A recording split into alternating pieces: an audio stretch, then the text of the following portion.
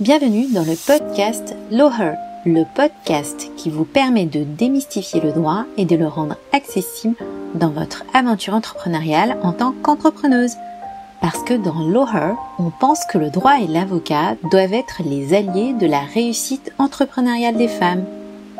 On parlera donc d'entrepreneuriat, de cerveau reptilien, de contrat, de sororité ou encore de Beyoncé. Bonne écoute à toutes!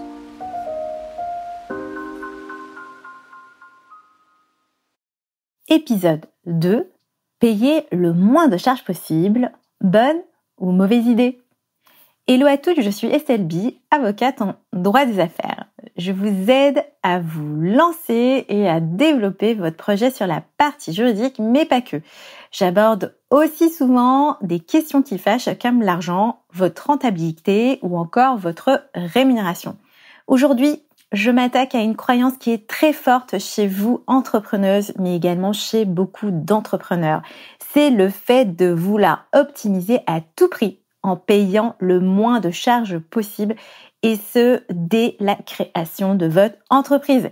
Et quand je dis charges, je pense aux cotisations sociales que vous devez reverser aux URSSAF au titre de votre activité. Je pense qu'il était nécessaire de faire un épisode sur cette question de charges, car pour beaucoup d'entrepreneurs, hommes et femmes de manière confondue, c'est un vrai sujet. Souvent, il y a cette incompréhension quant au fait de devoir payer des charges sociales plus ou moins importantes. Et plus particulièrement, lorsque je m'entretiens avec des entrepreneuses lors de mes consultations, souvent ce sont des entrepreneuses qui ont choisi le statut de l'auto-entreprise / micro-entreprise parce qu'elles souhaiteraient payer le minimum de charges sociales possible. Et parce qu'elles se disent que payer le moins de charges possible, c'est la meilleure des solutions lorsqu'elles entreprennent et surtout si elles débutent. Car évidemment, et ça je le comprends, quand on débute, ce n'est pas comme si l'argent pouvait couler à flot pour votre entreprise.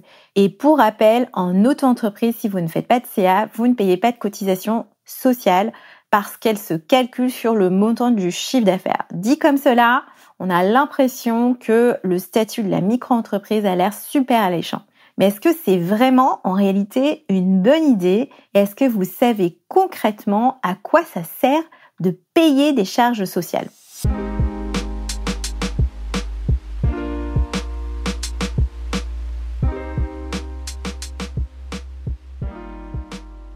Tout d'abord, pourquoi paie-t-on des charges sociales? Alors évidemment, lorsqu'on est entrepreneur, il n'y en a aucun que j'ai rencontré et qui vont me dire tout de suite, voilà, j'adore payer les charges sociales sur mon chiffre d'affaires, parce que évidemment, vous avez tous l'impression psychologiquement qu'il y a un manque à gagner. Déjà, vous avez déjà eu du mal à négocier le montant de votre facture et en plus, vous allez devoir payer une partie de votre chiffre et les reverser en fait aux URSSAF. Mais en fait, moi, je voulais faire cet épisode aussi pour mettre un peu les choses au clair. Donc, en gros, pourquoi est-ce qu'on doit payer des charges sociales? Tout simplement parce que ça vous permet d'être protégé lors des événements de vie importants. En effet, donc je rappelle qu'en France, comment ça fonctionne lorsque vous payez des charges sociales, vous cotisez pour pouvoir financer le système de protection sociale. Lorsque vous payez les URSSAF et les caisses de retraite, il y a une redistribution de vos sous par la suite, par derrière, pour couvrir les risques comme la maladie / le congé maternité. Les cotisations sociales vont servir par exemple à vous verser des indemnités journalières en cas de maladie ou de congé maternité. Ça sert aussi à couvrir les risques donc type de famille. Donc les cotisations sociales vont aussi vous servir dans les aides de garde d'enfants et par exemple via la CAF, ou encore les risques, c'est par exemple la vieillesse, les cotisations sociales qui vont servir à payer la retraite. Et jusqu'à présent, vous étiez salarié ou encore fonctionnaire, souvent avant de vous lancer en tant qu'entrepreneuse.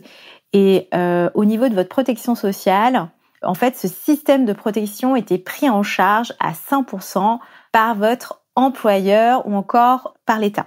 Donc, vous ne vous rendiez pas forcément compte, mais ce système vous permettait d'être relativement bien protégé d'un point de vue social. Or, comme aujourd'hui, vous êtes à votre compte, vous devez penser à vous protéger vous-même. Ce qui veut dire que cotiser dans les bonnes conditions vous permettra d'être bien protégé en cas de maladie, congé maternité ou encore pour ce qui s'agit de la retraite, même si je sais que du fait de la réforme, un certain nombre de droits ont été rognés et malheureusement beaucoup pour les femmes. Deuxième point, est-ce qu'il faut par conséquent lorsqu'on se lance essayer de payer le moins de charges possible? Alors à cette question, moi je ne suis clairement pas pour essayer de payer le moins de charges possible. Votre couverture sociale, en effet, peut être réduite en deçà d'un certain seuil de chiffre d'affaires si vous êtes en auto-entreprise ou en deçà d'un certain montant de rémunération que vous toucherez en tant que dirigeante de votre société. Donc, c'est-à-dire que si, par exemple, vous faites un chiffre d'affaires qui est trop bas, ou bien si vous versez une rémunération qui est trop basse, votre couverture sociale pourra être réduite. Et c'est notamment le cas pour le congé maternité, donc quand même un moment assez important dans votre vie en tant que femme, et en fait un moment de fragilité économique, faut dire ce qu'il y a lorsque vous êtes entrepreneuse, ou bien les indemnités journalières pourront s'en retrouver clairement baissées. Et c'est un vrai sujet car je vois souvent des messages dans les groupes Facebook avec des entrepreneuses qui ne réalisent pas que parce qu'elles ont choisi la micro-entreprise et parce que leur chiffre d'affaires est trop bas, elles se retrouvent à toucher une indemnité à hauteur de 5 euros et quelques par jour lors de leur congé maternité. Ce qui veut dire qu'en l'absence de paiement des charges, ou si vous ne payez pas ou pas suffisamment de charges sociales, vous ne pourrez pas être bien protégé en cas de maladie, congé maternité ou encore pour la retraite. C'est pourquoi lorsque vous choisissez votre statut, choisir celui qui vous permet de payer le moins possible de charges, ce n'est clairement pas le seul critère à prendre en compte. Une fois que j'ai dit ça, comment on fait concrètement pour choisir son statut et quels critères prendre en compte? Je peux faire un récapitulatif rapide de ce que vous devez payer en termes de cotisation sociale. Pour que cela soit plus simple, je vais vous donner un exemple. Si par exemple vous avez une activité de prestation de service, voici ce que vous devrez payer en fonction de votre statut. Donc première hypothèse, vous êtes en micro-entreprise.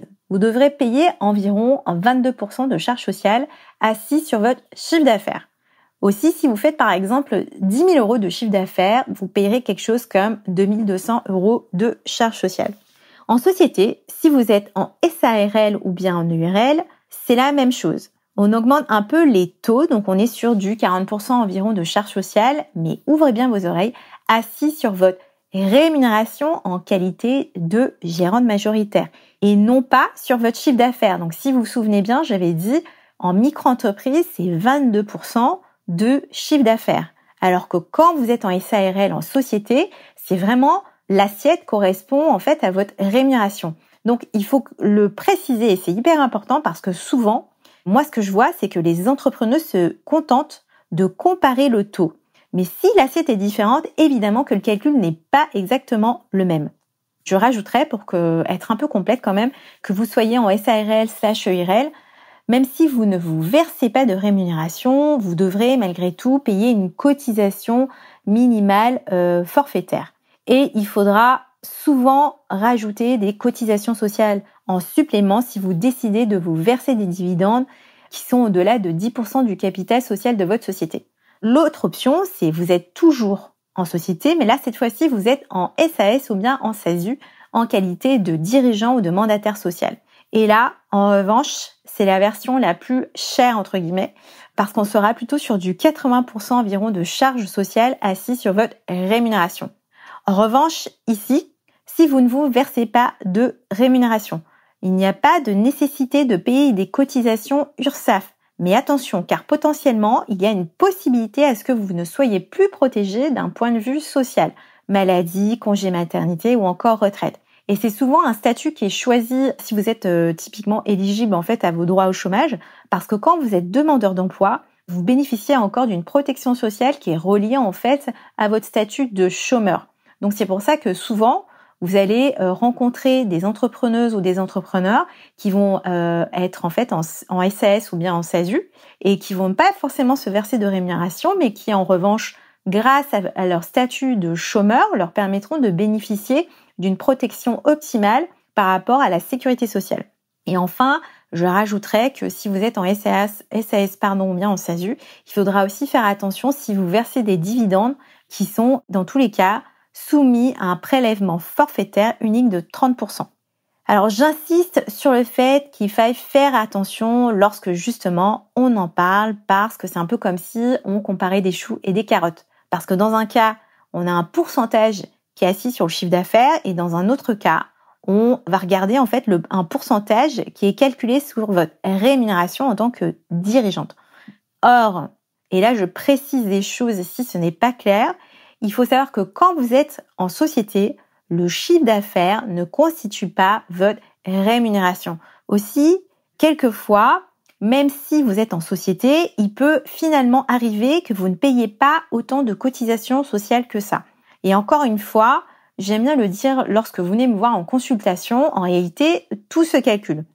Et tout ça donc pour vous dire qu'en gros, avant de foncer tête baissée et de se dire qu'il faut absolument choisir la micro-entreprise parce que toutes vos copines l'ont fait, parce qu'il y a peu de charges, il faudra faire attention aussi à d'autres critères pour choisir son statut, comme typiquement les dépenses qu'on souhaite faire pour son activité ou son entreprise, le fait de demander du financement ou non pour son activité, le fait de vouloir s'associer ou non, etc., etc.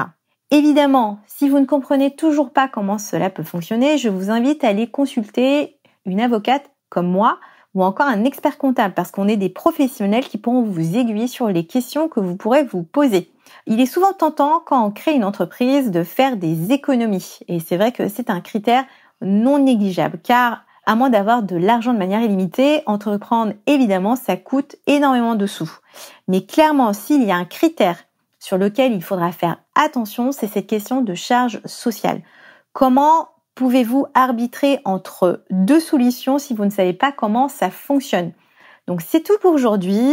J'espère que j'aurai réussi à débunker votre peur sur cette question de charge sociale. Je vous retrouve donc dans 2 semaines dans un nouvel épisode de Loher qui sera donc dédié à un thème donc que j'affectionne particulièrement, que vous connaissez évidemment. C'est le sujet donc de l'argent et de vos biais qui vous empêchent d'entreprendre efficacement. Donc en attendant, je vous souhaite à toutes une très bonne semaine. Je vous remercie pour votre attention et je vous dis à très bientôt.